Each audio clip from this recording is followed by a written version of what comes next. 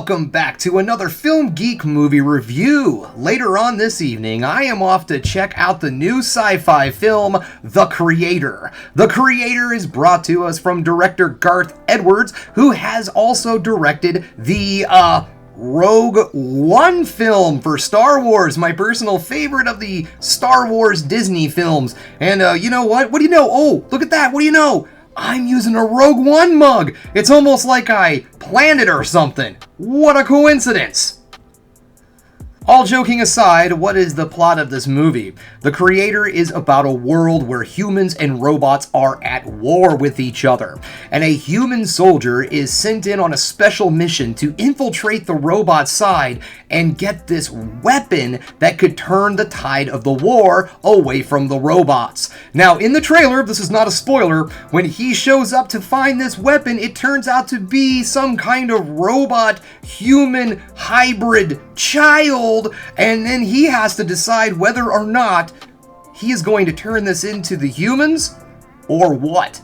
That is the plot of this story, and let me tell you guys, I am super excited to get out there and see a completely original IP idea for a science fiction movie. It has been so long since I have seen a real big budget sci-fi film that isn't based off of an already existing something like a young adult novel or a comic book or whatever. It's always based off of something else, a TV show, what have you. But this time it looks like The Creator is a completely original idea, an original thing, and I can't tell you how excited I am to check that out. So enough of me yammering, it's time for me to get out of here because I gotta go see The Creator.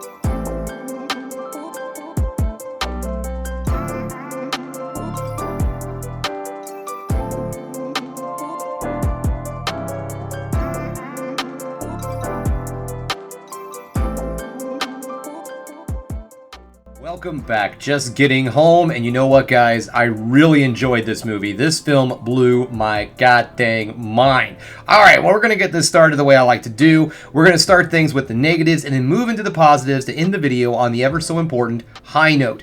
Now, negatives-wise, I was not really bothered by this, but I could see this as something that would potentially annoy some people, and that is the rough plot of this film is very been there, done that. You know, we have been down this road before. The whole idea of the war between humans and robots, or humans, AI, however you want to look at it. This is not our first go at this topic. In fact, the whole subject of AI is something that we are talking about in the real world today. So I think that everybody might be on the verge of just kind of being tired of hearing AI.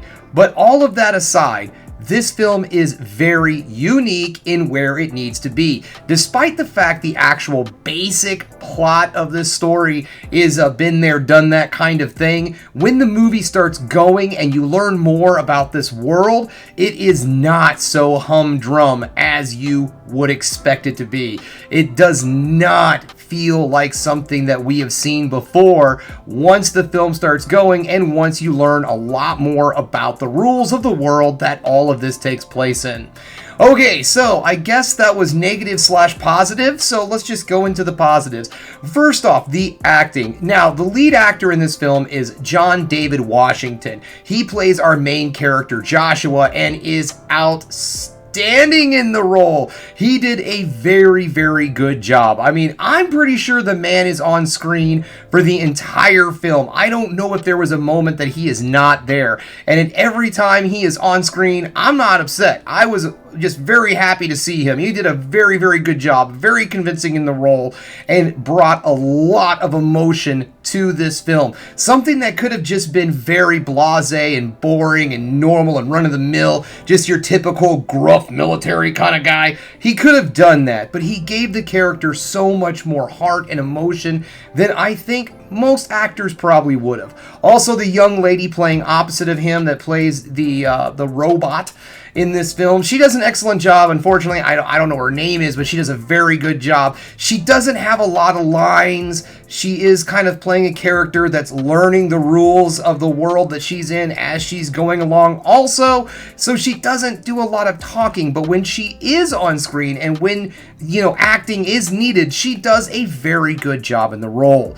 Alright, so this is a big budget sci-fi film, right? So how are the effects? Oh my gosh, guys, this film is gorgeous. I saw this movie on the IMAX, and let me tell you, this film deserves to be seen on a large screen. You also need to get that big sound system in there also, because the sound design is on point. I really enjoyed this movie. The visuals were outstanding. Yes, there was CGI in the film. There was only maybe a couple of moments, maybe, that I even noticed, and I was looking to see if I would notice the CGI. The film does an excellent job of blending in CGI and practical effects to the point where the two of them meld together so well you really do not know the difference between the two. They work together in harmony the way they should. The movie is just beautiful to look at, and it really needs to be seen up on that big screen.